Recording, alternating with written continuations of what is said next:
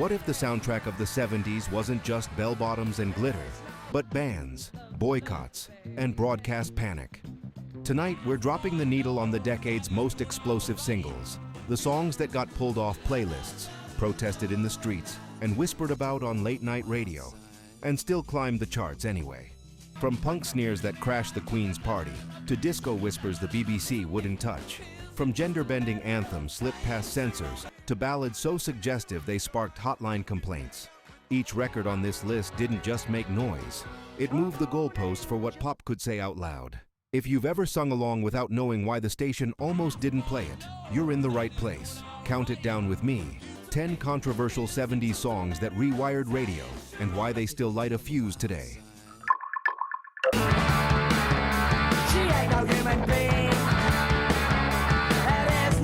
London, June 1977. Union Jacks hang from every shop front for the Silver Jubilee. In a rehearsal room at Wessex Studios, a different banner is being stitched together. Power chords, spit, and a chorus meant to be yelled from the top deck of a bus. Producer Chris Thomas and engineer Bill Price are trying to bottle a riot.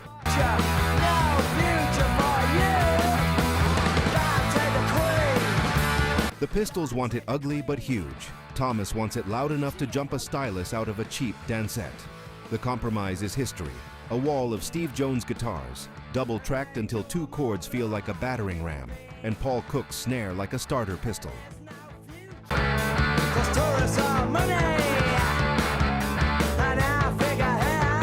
The single's sleeve, Jamie Reed's ransom note typography across a defaced royal portrait, arrives like contraband.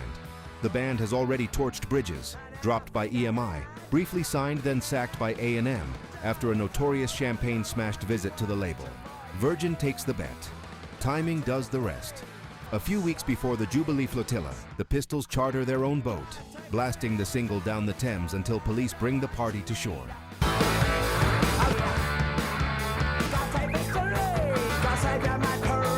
The BBC refuses airplay. Some chain shops won't stock it. Chart compilers are accused of massaging numbers. Officially, it peaks at number 2. Punk folklore swears it was the number 1 that couldn't be allowed. Under the headlines is a record designed to make Middle Britain flinch and the disaffected grin.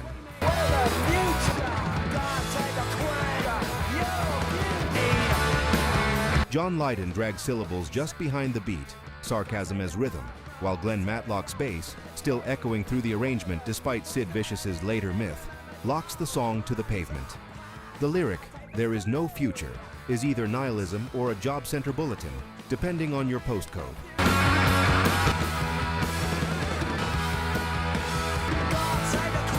Either way, yelling it together turned private frustration into public theater.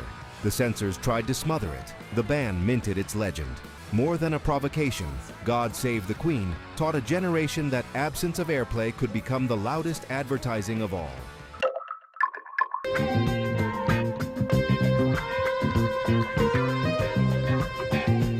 Munich After Dark. In Musicland Studios, producer Giorgio Moroder and co-writer Pete Bellotte are building something that moves like breath. The original demo, short, coy, sounds promising. Then Neil Bogart of Casablanca Records hears it at a party in Los Angeles and gives the note that changes dance music. Longer, not 5 minutes, 17. The 12-inch becomes a cathedral, the groove an altar.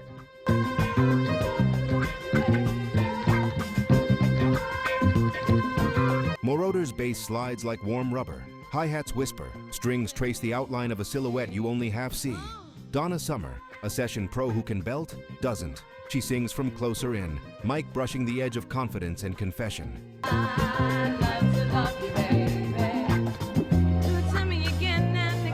Engineers ride reverb the way a cinematographer rides light. Intimate for the size, expansive when the track blooms. The result is a slow burn suite that maps desire in real time.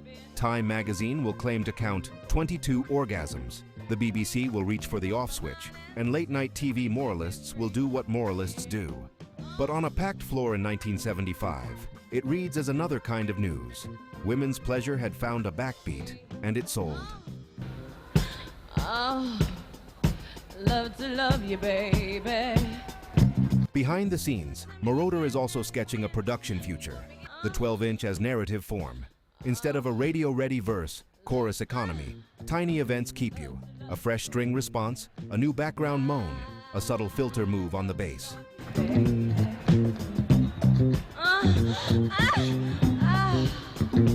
The trance is never lazy, it's incremental storytelling. For DJs, the length is a tool. For listeners, a permission slip. The bands and bleeped segments couldn't compete with the truth the record put in the room. If the groove is honest, the body knows before the committee does.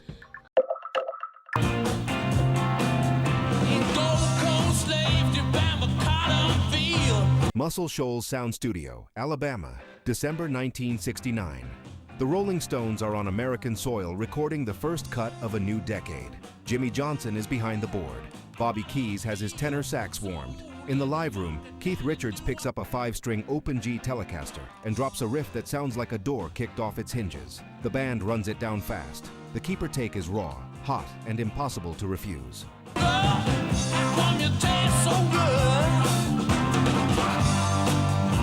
But Brown Sugar isn't only a riff. The lyric carries images, slavery, coercion, power dynamics that would shadow the song for decades. In 1971, rock radio hears the swagger first. In later years, with different ears and a different conversation, the text won't sit so easily.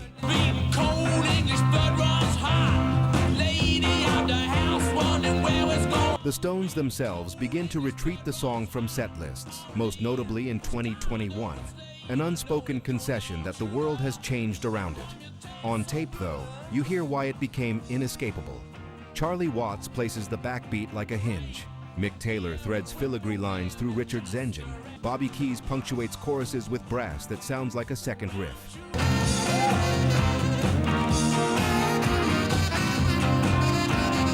Mick Jagger slides words into feel, smearing consonants so meaning dissolves into motion.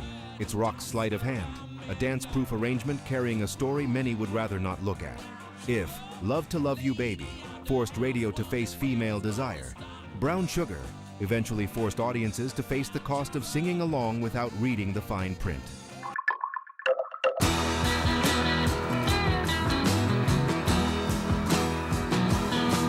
It starts as a story, with a grin. Ray Davies writes Lola after a night out in a London club, a wry, affectionate narrative about meeting someone who isn't what his narrator expects, and discovering it doesn't matter. The recording at Morgan Studios in Willesden has everything the Kinks do best. Acoustic strum pushing the song forward, John Dalton's melodic bass answering the vocal, and that chorus, L-O-L-A, spelling itself into memory. Why she walk like a woman, talk like a man on the low. And then a problem that isn't the one you think. The BBC isn't offended by the gender twist, it's offended by Coca-Cola. Brand mentions violate broadcast rules. Davies is on tour in the US when he gets the call. He famously flies back across the Atlantic to re-sing one word, Cherry Cola. With that, the gates open.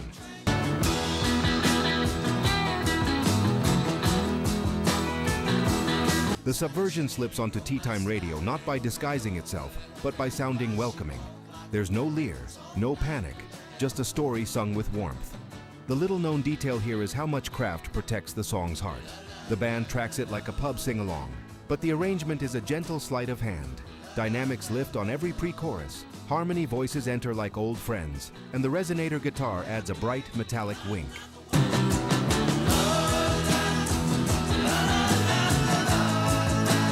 It's not a lecture, it's hospitality.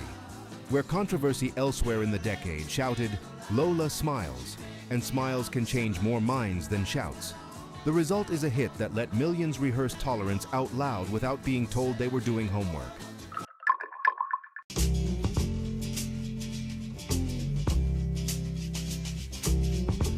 Trident Studios, London. Producer David Bowie and arranger Mick Ronson are helping Lou Reed make a record that will be both quiet and seismic. Reed has the verses, portraits from Andy Warhol's factory, Holly Woodlawn, Candy Darling, Little Joe, Sugar Plum Fairy, Jackie Curtis. He doesn't need to dramatize them. He just needs to say their names and let the music carry them. Take a walk on the wild side. Said, hey, babe. Session legend. Herbie Flowers comes up with a trick. Track two basses, a Fender Jazz and a double bass, with one line sliding into the other. a sly, knowing glissando that turns the groove into a cushion. Flowers will later laugh about being paid a flat $17 for a line that may be the most famous of his career. Ronson colors around the edges and brings in Ronnie Ross for the baritone sax solo. Ross, coincidentally, taught a young David Bowie sax years earlier. Joe never once gave it away. Everybody had to. The take feels like late-night radio. The do-do-do refrain, a hand on your shoulder, between verses that, in 1972, almost no mainstream broadcaster wanted to touch. Some stations cut lines, some refuse it altogether, but the song walks where bands can't follow, charting anyway. For people who heard themselves in it, Reed's tone, cool, unhurried, unsensational, was oxygen. Went to the Apollo, you should have seen him go. For people who didn't, the record functioned as education by melody. You could hum the chorus before you realized what you had just learned. That sleight of hand is the secret. Understatement as radicalism. Transformer would make Reed a star. Walk on the Wild Side made room on radio for lives that previously only existed in whispers. This video is sponsored by the Lore Store on Amazon, your one-stop shop for music lovers across reggae, rock, pop, and hip-hop. We built it for real listeners who don't want to dig through 1,000 listings to find the right gear. Inside the Lore Store, you'll find 5 aisles. VIP, top, battle-tested essentials. Headphones, turntables, speakers, gig-safe earplugs, smart speakers. Reggae vibe, roots and lovers. Rock made easy, automatic decks, warm bookshelf speakers, vinyl care. Rock lore, classic rock must-haves, open back cans, simple amps, living room concert vibes. Pop lore, feel-good everyday setups, clean, clear speakers, easy streaming, nostalgia-friendly picks. Hip-hop must-haves, punchy bass without the muddle, closed-back headphones and living room systems that handle low-end, plus a rotating crate of old album vinyl if you're rebuilding a 60s-90s collection. Every product page tells you who it's for, 3 pros, 1 con, and why we picked it. So you can choose with confidence. Flying soon? Check. VIP for noise canceling that tames plane roar. Mostly listening at home? Try open-back headphones that let live albums breathe. Want instant gratification vinyl? Our fully automatic turntable is 1 button from silence to music, and the record cleaning kit knocks down crackle so the bass tightens up. Headed to shows? Grab high-fidelity earplugs. Hands-free at home? Our smart speaker picks let you say, play 70s reggae or classic pop, and you're there. Deal alert. If you use the link in the description, you'll land on our curated picks with current best available Amazon pricing and active discounts where applicable. Prices change, so buy now to lock in today's deal. Tap the link in the description, pick your aisle, grab a favorite, and tell me which category you want me to build next. The Lore Store. Listen better, with gear that gets out of the way and lets the music live.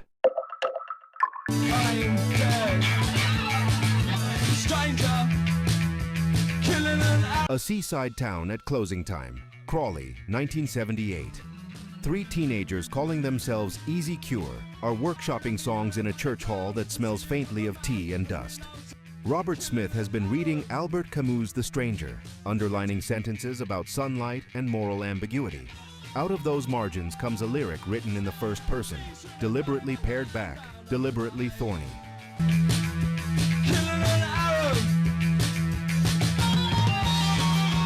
The band tightens the music into an economical 2 minutes. Tom-tom accents, a surfy single-coil guitar line, a bass part that paces rather than struts. It's eerie, weightless, a postcard from a book.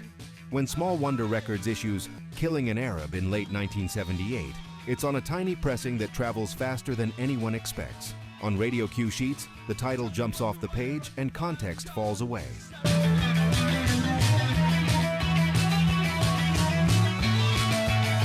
The Cure explain, again and again, that it's a literary reference, a slice of Camus' existential plot, not a call to violence.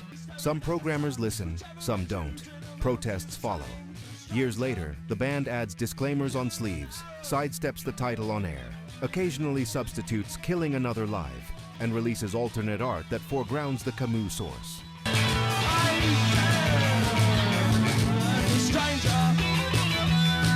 Behind the scenes, the musicianship is almost ascetic. Robert Smith keeps the guitar dry and trebly. No chorus pedal yet, just that Morricone meets kitchen tile tone. Lol Tolhurst's drums move like measured footsteps. Michael Dempsey's bass walks the perimeter of the melody.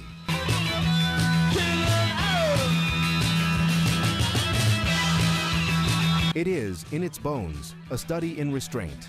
How little you can play and still make a room lean in. The controversy arrived because a jukebox can't footnote. The record endures because the ambiguity is the point. A narrative sung by an unreliable narrator. An ethical riddle set to a danceable shiver.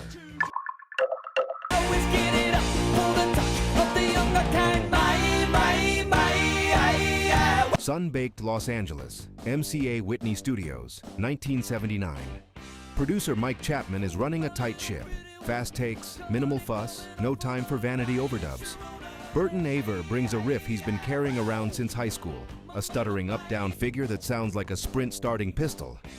Doug Feger has a new muse, Sharona Alperin, a teenage shop assistant he met and can't stop thinking about.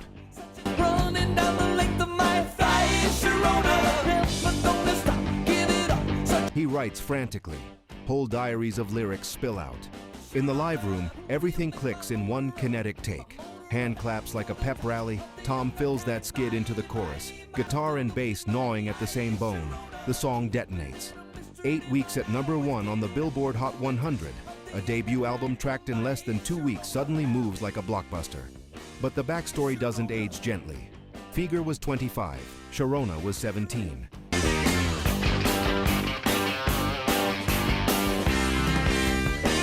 In 1979, pop is loose with boundaries. Later decades read the lyrics and the gaze with different eyes.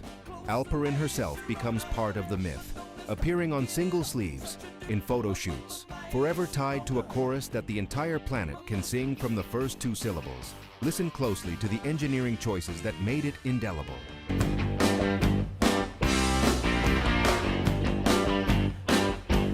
Chapman and the room mic the kit so that the snare is dry and in your face. The guitars aren't thickened into oblivion. Each pick scrape is audible punctuation. The vocal sits unvarnished. No safety varnish of reverb, just breath, grin, and momentum.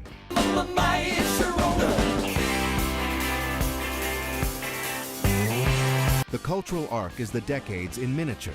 Desire turbocharged into popcraft, then interrogated by time. Whatever your verdict on the story, the record's mechanics remain a masterclass in power pop physics. How to turn a 4-chord motor and a syllable stutter into a global reflex.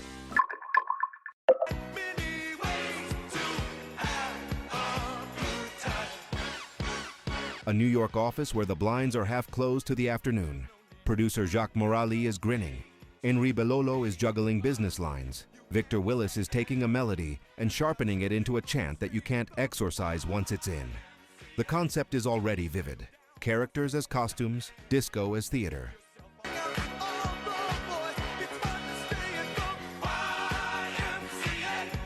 But the engine isn't just camp, it's craft. A 4-on-the-floor thump marble polished for radio, brass punches that feel like confetti cannons, a bass line that bounces while staying glued to the kick. Released at the end of 1978, YMCA is instantly 2 songs at once. On the surface, a squeaky clean invitation to get yourself clean, have a good meal. Just beneath, a wink toward queer social space, community coded and not so coded.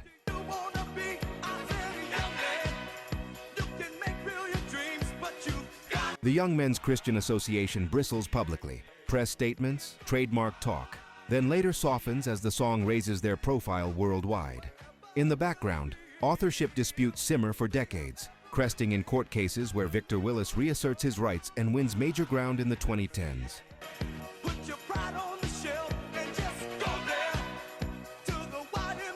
What most listeners don't know is how architected the hook is. That, "It's fun to stay at the" line climbs exactly the distance your hand wants to climb when you throw the YMCA shapes.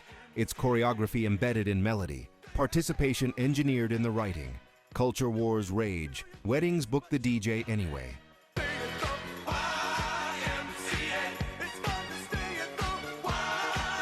The song becomes less a track than a public ritual, imported into stadium timeouts and parade floats, while debates about meaning continue in comment columns. The genius and the controversy lie in the double exposure, a single that lets you pick your register and shouts neither down. And sit right down, loosen up that. Muscle Shoals taught him patience. Atlantic Crossing taught him polish. By 1976, Rod Stewart is walking a line between pub confessional and silk sheet radio. Tonight's the Night is the moment he leans into the whisper. The arrangement is hushed. A Fender Rhodes that sounds like a lamp turned low. Brushed drums, a slide guitar sigh. Stewart undersings with a rasp like corduroy. Don't deny your man's desire. Everything begs you to lean closer. The BBC leans away. A single line, "Let me come inside," is enough to send the song to the naughty step.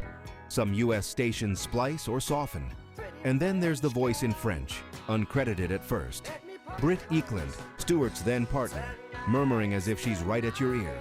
Scandal or just good radio? For the public, the answer splits by postcode and by hour of the day. Nobody gonna stop us now. For the charts, it's simpler.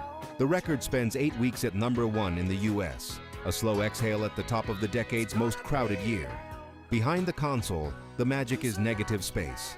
Producer Tom Dowd knew how to carve a pocket so a murmur felt like a secret.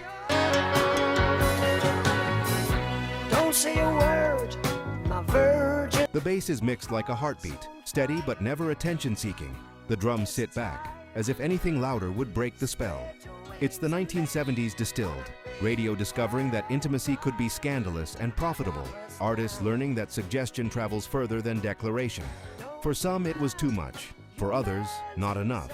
For record stores, it was both, and it moved units.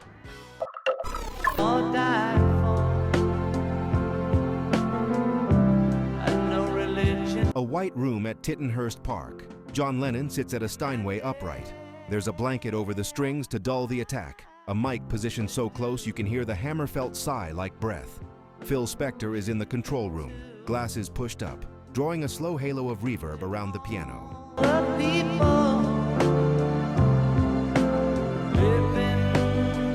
Yoko Ono is in the house, the spiritual co-author in all but credit.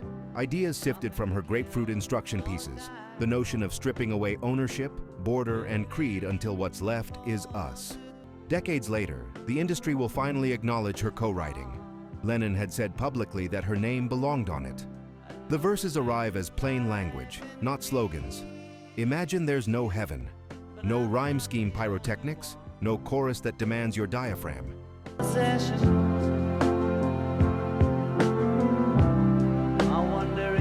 The architecture is hymnal, IVV with the windows flung open. The strings, scored to hover, not weep, enter like fog on a field. Lennon sings without armor, double-tracked but unadorned, the burr of his Liverpool vowels still there, softening the sermon into a bedside conversation. The world's response splits, and keeps splitting. In the US, it climbs to number 3. In the UK, released as a single only in 1975, it settles into the national bloodstream by a different route. But I'm not the only one. It becomes the song you hear when the cameras cut to candles, charity telethons, memorial vigils, world-changing funerals. And in other moments, it's the song some stations refuse. Too political, too secular, too everything for classrooms or state broadcasts. During wars and after attacks, some programmers shelve it as if hope itself might be inflammatory. The little-known studio detail is how close it came to being smothered in grandeur. But I'm not the only one. Lennon and Spector could have poured on choirs and timpani. They didn't. The power is the emptiness, a piano you could plausibly play at home, a melody anyone can own, and a lyric that asks rather than orders. The controversy is the lyric's audacity. No countries, no religion. But the genius is how it refuses to sneer while saying so. Imagine remains a proof of concept that a pop song can be a prayer and a provocation, and that which side you hear depends on where you're standing when it finds you. The journey doesn't end here, pop lovers. Watch this next.